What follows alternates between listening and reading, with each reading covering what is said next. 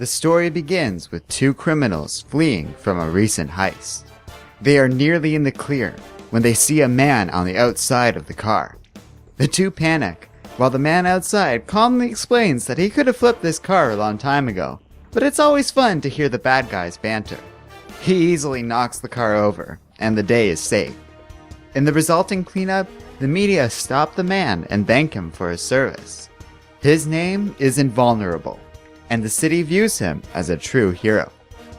Everybody but one young woman loves this guy. The girl ignores the news report and heads off to school, visibly annoyed about something. Her name is Casey, and while she tries to take her mind off of Invulnerable by talking to her friend Stephanie, she finds herself distracted by thoughts of the hero. Casey is then approached by her boyfriend Jesse, and while she is glad to see him, she quickly becomes annoyed when he starts talking about Invulnerable. While Casey goes off to class, the other teenagers eagerly discuss the possibility of more superheroes emerging. Jesse says that with heroes like Invulnerable out there, anything is possible.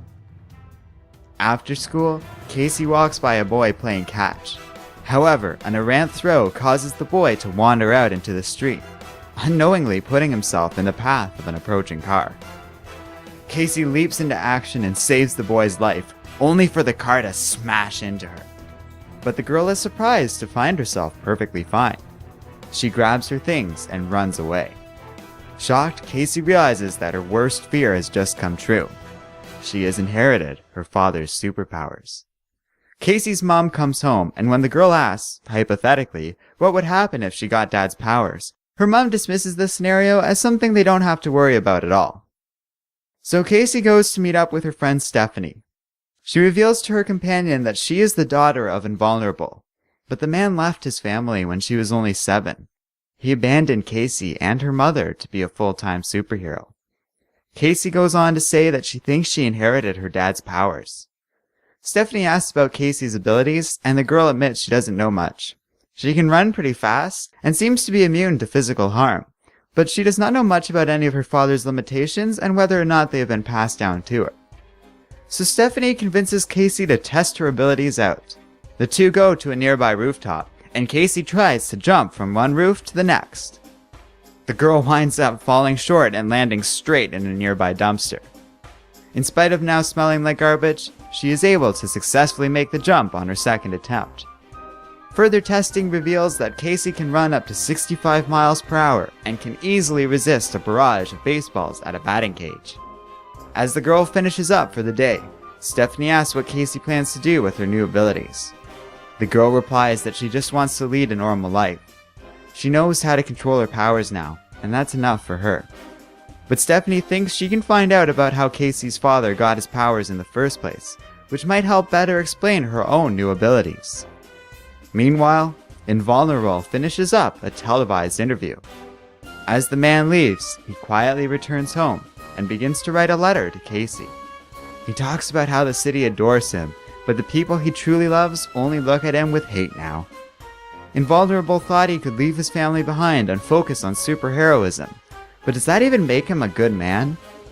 He signs the letter as Jim Ryder, and hopes one day to become the father that Casey deserves.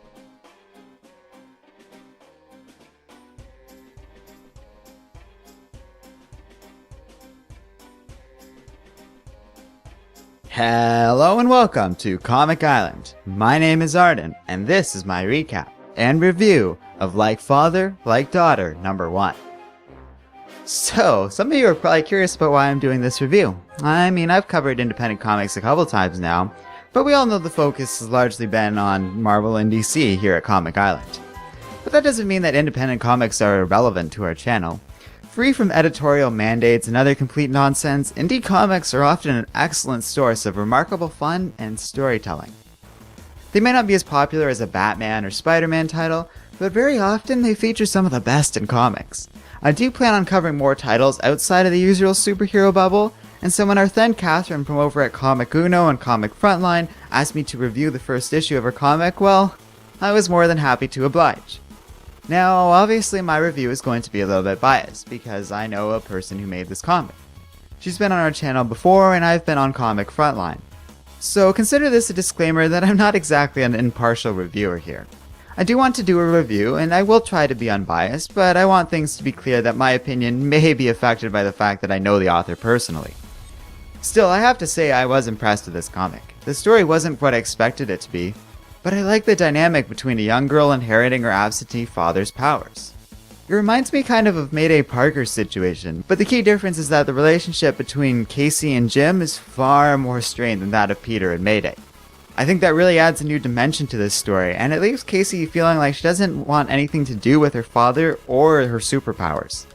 That's a pretty cool dynamic, quite distinct from the usual response to characters getting their powers, with the only exception I can think of being Miles Morales, who also reacted in a similar way.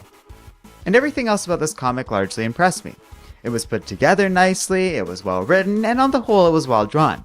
I was really surprised at how striking the art was in the comic, and was impressed by it from the first glance of the first panel, which is pretty rare by my standards.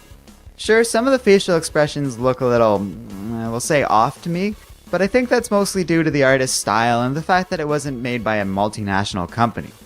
When you understand this is a lower budget production, I think that Cat and the artist Wayne Brown did a really good job with this comic. On the whole, I liked and recommend this issue. You should check it out for yourself. I will include links to the publisher's website in the video description below. I also expect a lot of our viewers are going to pass on watching this video. People are habitual creatures. They like the familiar and the obvious, and it takes a lot to push them outside of their comfort zone. But if you're listening to this, obviously I'm preaching to the choir, and that's kind of awesome. It means you're open-minded and willing to try out something new. That's so impressive that I'm going to ask those who are listening to do what you can with this video. Sharing it on Facebook or other social media is a great way to help get people to check out this comic for themselves, and I would really appreciate it if you would take the time to do so. It's not like I stand anything to gain from this, I just think it's important to help the little guy once in a while compared to Marvel and DC, who frankly don't need our help at all. So that's enough of that. Let me know what you think in the comments section below. And, as always, don't forget to like, subscribe, and keep reading comics.